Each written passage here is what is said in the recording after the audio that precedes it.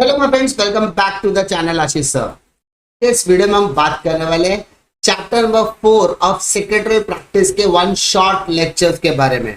ये आपको एक ओवरव्यू भी देगा कि हमें क्या पढ़ना है, और अगर आपने ये लेसन ऑलरेडी पढ़ लिया है तो आपको समझ में एज द रिवीजन के तौर पर भी इसको देखा जा सकता है। ये चैप्टर कहीं ना कहीं बहुत ज्यादा इंपॉर्टेंट है for short notes point of view.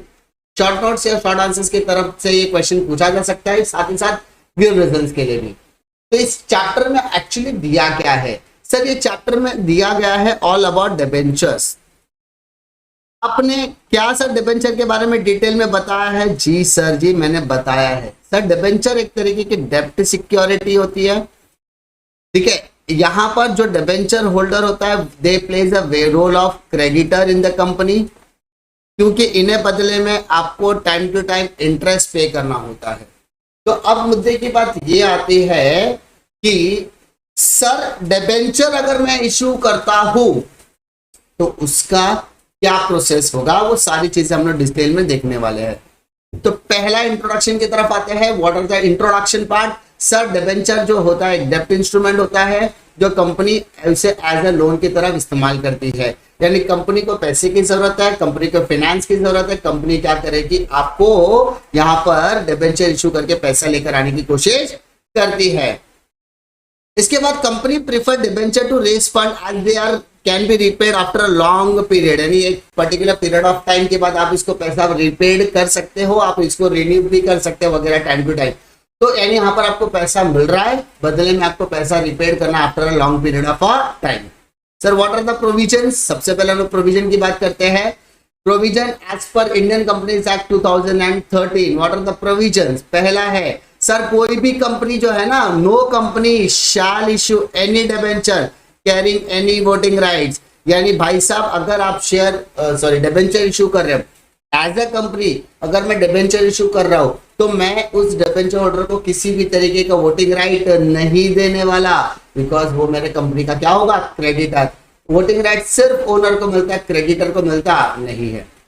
दूसरा, द सर्टिफिकेट ऑफ डिबेंचर, ये क्या बोला मैंने, the certificate of debenture shall be issued with in a period of 6 months। यानी आपको जो सर्टिफिकेट ऑफ डिबेंचर मिलेगा, जो आपको डिबेंचर सर्टिफिकेट मिलेगा, आपको डिबेंचर अलॉट होने के बाद, आपको डिबेंचर अलॉट होने के 6 महीनों के भीतर मिल जाना चाहिए, ठीक है। अलॉटमेंट यानी मैंने अगर आप आज को दिया, आज मैंने आपको डिबेंचर दिया तो इसमें 6 months ऐड कर लीजिए, वो टाइम पीरियड के अंदर आपको डिबेंचर सर्टिफिकेट दे देना चाहिए। Third, a company may issue debentures with an option to convert such debenture into shares either wholly or partly at a time of redemption। यानी जब मैं डिबेंचर आपको इशू करूंगा तो मैं आपको ऑप्शन देना चाहिए रिडम्पशन के टाइम पर, ठीक है, कि अगर आप चाहो तो आपके क्रेडिटरशिप को आप ओनरशिप में कन्वर्ट कर सकते हो, आइदर होली और पार्टली। यानी आपके डिबेंचर को इक्विटी में कन्वर्ट किया जा सकता है ये या नहीं करना, ये इट्स अप टू यू। लेकिन मैं आपको ऑप्शन जरूर दूंगा कि आप हमारी कंपनी में एज ए क्रेडिटर के तौर पर ना रहकर आप ओनर बन सकते हैं, चाहे आप पूरी तरीके से ओनर बन जाए या पार्टली तरीके से, it's up to you. Next, secured debenture may be issued a company subject to such terms and condition as may be prescribed. यानी कंपनी के जो भी रूल्स है, रेगुलेशन, आर्टिकल ऑफ एसोसिएशन है, इंडियन कंपनीज एक्ट के जितने भी table ए के अंदर रूल्स एंड रेगुलेशन, उनका पालन करते हुए ही हम सिक्योर्ड डिबेंचर्स को क्या करेंगे, इशू करेंगे। Next, the debentures are issued by a company, the company shall create a debenture redemption reserve account out of a profit of the company। मान लीजिए कंपनी ने आपसे 100 रुपए एज ए डिबेंचर के तौर पर लिया है और वादा किया कि ये पैसा आपको 5 सालों में लौटाया जाएगा, तो कंपनी 5 सालों बाद आपको 100 रुपया देगी, कंफर्म है, और समय समय पर आपको इंटरेस्ट पे करती रहेगी। बट एक साथ 100 रुपया पे करेगी, ये गलत बात हो जाएगी। तो कंपनी बोलती है कि आप क्या करो, हर साल उस 100 रुपए को 5 में डिवाइड करो तो 20 रुपया होता है। तो हर साल आप एक अकाउंट बना दो, डिबेंचर रिडम्पशन रिजर्व, 20-20 रुपए डालो। जब 5 साल कंप्लीट हो जाएगा वो पैसा उठाकर आप कंपनी के डिबेंचर होल्डर को रिडीम कर दो। यानी इंडियन कंपनीज एक्ट 2013 कहता है कि कंपनी को एज अ डिबेंचर का पैसा जब रिडम्पशन का टाइम आएगा उसका वो टेंशन ना ले कि अगर वो हर साल as a debenture redemption reserve के तौर पे वो पैसे को निकाल कर रखता है प्रॉफिट में से, तो उसे इसके ऊपर फ्यूचर में बर्डन आने वाला नहीं है। यानी he should make the provision for this. Company के लिए क्या करेगा, प्रोविजन बनाकर रखना चाहिए for the redemption. Next, no company shall issue a prospectus or make an offer or invitation to the public or its member exceeding 500 for subscription of its debentures। यानी यहाँ पर क्लियरली बोला भाई साहब कि कोई भी कंपनी, ठीक है, shall issue a prospectus, यानी किसी भी तरीके का पब्लिक को इन्विटेशन प्रोस्पेक्टस इशू ना किया जाए अगर उसके पास 500 से ज्यादा मेंबर्स है, members exceeding 500 for subscription for the, यानी 500 से ज्यादा डिबेंचर खरीदने वाले लोग हैं तो भाई प्रोस्पेक्टस सारा इशू करने की जरूरत नहीं है। An issue of debenture for more than 500 members without creating a debenture trust is prohibited. और अगर आप कर भी रहे हो तो आपको डिबेंचर होल्डर और आपके बीच में डिबेंचर ट्रस्ट बनाना जरूरी है, ठीक है। यानी आपको यहाँ पर दोनों के बीच में डिबेंचर ट्रस्ट डीड बनाने की सख्त जरूरत है। A company shall pay interest and redeem the debenture in accordance with the terms and condition of their issue। यानी कंपनी का क्या करेगी, समय पर आपको इंटरेस्ट पे करेगी और आपसे जो वादा किया रिडम्पशन का, रिपेमेंट का, वो समय पर पूरा करना चाहिए। नेक्स्ट, द सेंट्रल गवर्नमेंट में prescribe the procedure for security the issue of debenture and formation of the trust D. यानी सेंट्रल गवर्नमेंट के डायरेक्शन के हिसाब से ही आप एज अ प्रोसीजर को फॉलो करेंगे, डिबेंचर इशू करेंगे एंड डिबेंचर ट्रस्टी को बनाने वाले हैं, डिबेंचर ट्रस्ट डीड को आप बनाने वाले हैं। कोई दिक्कत है क्या इसमें? नहीं सर। अब क्या कहता है, provision for issue of debenture as per companies share capital and debenture rule 2014। यानी एज पर रूल, ये हमने क्या पढ़ा था एक्ट के हिसाब से, अब ये रूल के हिसाब से देखते हैं। पहला, an issue of secured debenture may be made or provided for dated redemption shall not exceed 10 years। यानी कंपनी डिबेंचर पब्लिक को दे रही है लेकिन उसका टाइम पीरियड 10 साल से ज्यादा नहीं होना चाहिए। पहला रूल यही है। यानी आप हमें डिबेंचर का पैसा दो, बदले में हम आपके पास कुछ गिरवी रखेंगे, लेकिन the date of maturity should not exceed 10 years, ठीक है। A company has to create a charge on the asset of the company or in subsidiary company. The value of the charge should be adequate to cover the entire value of the debenture issued and interest paid on it। यानी company ने आपसे debenture का पैसा मंगाया, आपने 10,000 रुपए दिया और वादा किया कि इंटरेस्ट भी पे करेंगे, तो आप उसको वही शेयर एसेट को गिरवी रखोगे जिससे उसका पैसा और उसका इंटरेस्ट रिकवर होने वाला है, समझा, ताकि उसका entire value of the debenture और इंटरेस्ट रिकवर हो जाए। बिफोर इशूइंग प्रोस्पेक्टस और offer letter the company has to appoint a debenture trustee. यानी debenture certificate, debenture offer letter, debenture prospectus, या जो भी आप इशू करने से पहले कंपनी को डिबेंचर ट्रस्टी को अपॉइंट करना होगा। जैसे कि हमने बताया 500 से ज्यादा लोग हैं तो company has to create a debenture redemption reserve account out of profit. It has to maintain at least 25% of the value of its outstanding debenture in the debenture redemption reserve। यानी 25% प्रॉफिट के में से reserve को निकाल कर side में रखा जाएगा। भाई साहब, what are the requirement as per SEBI? SEBI क्या कहता है, सेबी की क्या रिक्वायरमेंट्स है? My dear, the issue of debenture should not exceed more than 20% the gross current asset and also the loans and advances। यानी करंट असेट और लोन्स एंड एडवांसेस का पैसा मिलाकर जितना होता है इसका सिर्फ 20% ही आप डिबेंचर इश्यू कर सकते हैं। पहला, it not more than 20%। Second, डेब्ट इक्विटी रेशियो आपको यहाँ पर मेंटेन करा, it should not be exceed 2.2:1। मतलब अगर आपके पास इक्विटी में 1 रुपया है तो डिबेंचर 2 ही इश्यू कर सकते हैं, 2.5 रुपया, 3 रुपया, 2 रुपया 25 पैसा नहीं। यानी आपको यहाँ पर डेब्ट इक्विटी रेशियो को क्या करना है, मेंटेन करके रखना है। And it should not be greater than 2। Any redemption of debenture will not commence before 7 years since the commencement of the company. मतलब जब तक कंपनी स्टार्ट नहीं होती तब तक आप रिडम्पशन नहीं कर सकते, not commence before 7 years। Next, premium of 5% of the face value is allowed at the time of redemption in the case of non convertible debenture। भाई साहब, रिडम्पशन आपको अलाउ है, बट अगर आपका नॉन कन्वर्टेबल डिबेंचर्स है, in case that he आपका बोलते हैं प्रीमियम कितना परसेंट, 5%। प्रीमियम मतलब 100 रुपया लिया तो बदले में मैं आपको 105 रुपया दूंगा, तो 5% इज अलाउड। कब? In case of non convertible. The face value of the debenture will be 100. It will be listed in one or more stock exchange in the country.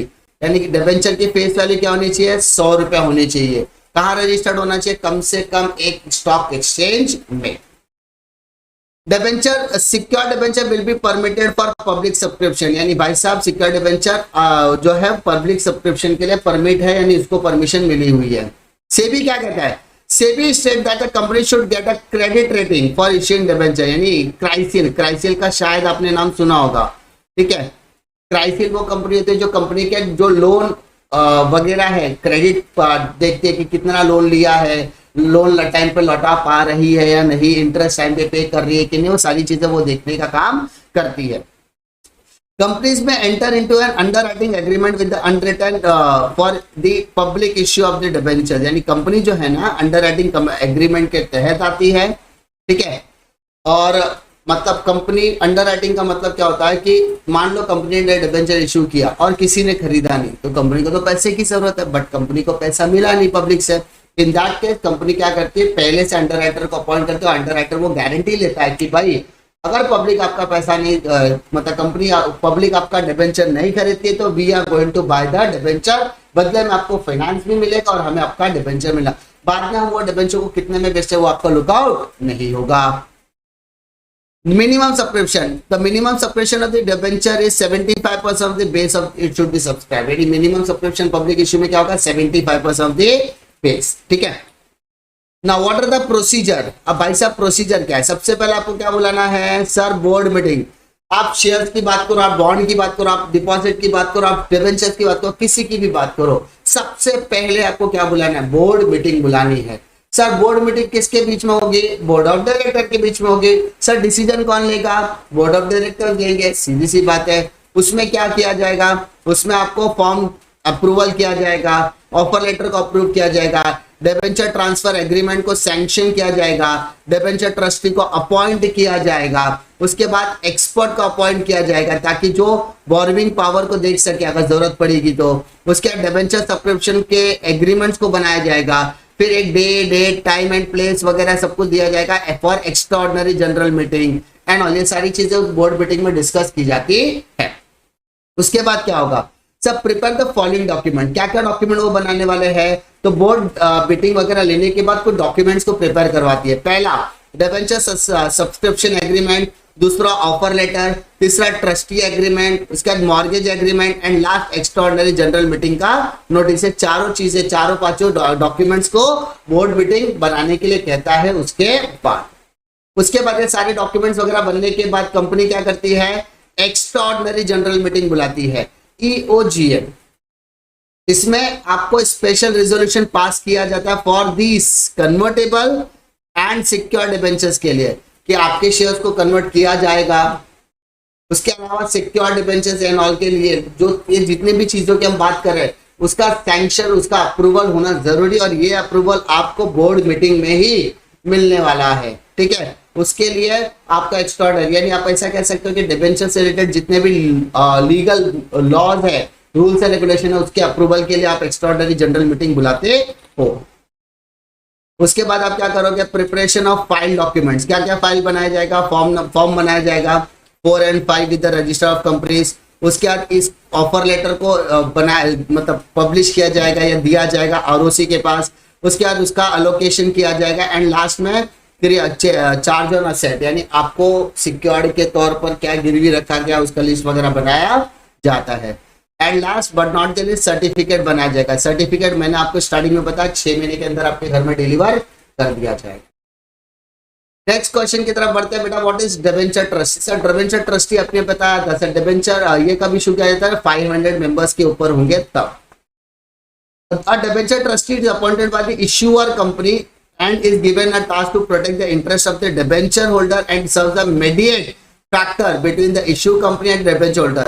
यानी कंपनी और डिबेंचर होल्डर के बीच का हिस्सा, company और debenture holder के बीच की कड़ी कौन होगा? डिबेंचर ट्रस्टी इसको कंपनी अपॉइंट करती है ताकि हम डिबेंचर होल्डर के इंटरेस्ट को प्रोटेक्ट कर सके। इनको इंटरेस्ट टाइम पे मिल रहा है कि नहीं मिल रहा है, इनका रिडम्पशन टाइम पे हो रहा है कि नहीं हो रहा है, सारी चीजें देखने का कार्यभार डिबेंचर ट्रस्टी के कंधों पर होता है। A company which issues prospectus or invite more than 500 to buy the debenture has to appoint one or more debenture trustee compulsorily। यानी जब डिबेंचर इशू किया जाएगा 500 या उससे ज्यादा लोगों को, तो डिबेंचर ट्रस्टी को अपॉइंट करना जरूरी है। Debenture trustee is appointed before a prospectus or letter of offer is issued with or within 60 days after the allotment of debenture। यानी डिबेंचर ट्रस्टी क्या करता है भाई साहब, प्रोस्पेक्टस वगैरह इशू करेगा, 60 डेज का अलॉटमेंट वगैरह सब सारी चीजें वो देखने वाला है।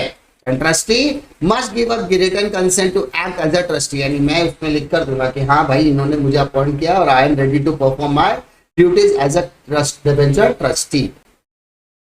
अब क्या बनेगा भैया, डिबेंचर ट्रस्ट डीड बनेगा हम दोनों के बीच में। क्या बोलता है, debenture trust deed is a document created by the company where the transfer or appointed to protect the interest of the debenture holder before they are offered for the public survey. Company मुझे बुलाए कि sir आप debenture trustee बन जाए, ठीक है आप debenture trust deed बनाओ, ठीक है, ताकि मैं इनके इंटरेस्ट को प्रोटेक्ट कर सकूं, डिबेंचर होल्डर के इंटरेस्ट को प्रोटेक्ट कर सकूं, इसीलिए बनाया जाता है, ठीक है। और पब्लिक को ऑफर करने से पहले बनाया जाएगा, ना कि डिबेंचर इशू करने के बाद। It is a legal document, ये एक लीगल डॉक्यूमेंट होता है जिसके अंदर सारी की सारी चीजें लिखी होगी कि भाई सिक्योर्ड में क्या क्या एसेट्स को गिरवी रखा, पर ये लीगल डॉक्यूमेंट है। The deed also state the right of debenture holders and duties and power of debenture trustee. उसमें डिबेंचर होल्डर के क्या राइट्स है, क्या अधिकार है, वो सब लिखा रहेगा, साथ ही साथ मेरे क्या राइट्स है और क्या अधिकार है वो भी लिखा हुआ जाएगा। Company has to execute the deed within 3 months of the closure of the issue. यानी भाई इशू होने के 3 महीने के अंदर सारी की सारी डीड्स को आपको एग्जीक्यूट प्रॉपर तरीके से करना है। आई होप आपको चैप्टर नंबर 4 के अंदर क्या पढ़ना है या क्या रिवीजन करना है, कैसे रिवीजन करना है, उसके बारे में आपको कोई भी दिक्कत नहीं होगी। उम्मीद करता हूं कि आपको इसमें कोई भी दिक्कत नहीं होगी। कोई भी दिक्कत हो तो कमेंट सेक्शन में कमेंट ड्रॉप कर सकते हैं, साथ ही साथ डिस्क्रिप्शन बॉक्स जरूर चेक कीजिए क्योंकि वहां पर आपकी मतलब की सारी चीजें मिल जाने वाली। मिलता हूं मैं आपको अगले वीडियो में एक और नए लेक्चर वीडियो के साथ, तब तक बने रहिए इस चैनल के साथ। मिलता हूं अगले वीडियो में। जय